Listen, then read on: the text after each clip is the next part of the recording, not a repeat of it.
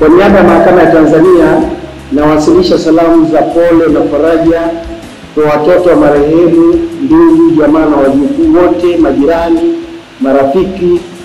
Kwetu sisi watumishi wa mahakama ambao tuko kazini na ambao wengine ni wastaafu wako hapa, tunamkumbuka sana utumishi uliotukuka wa ndugu yetu William Stephen Mandia.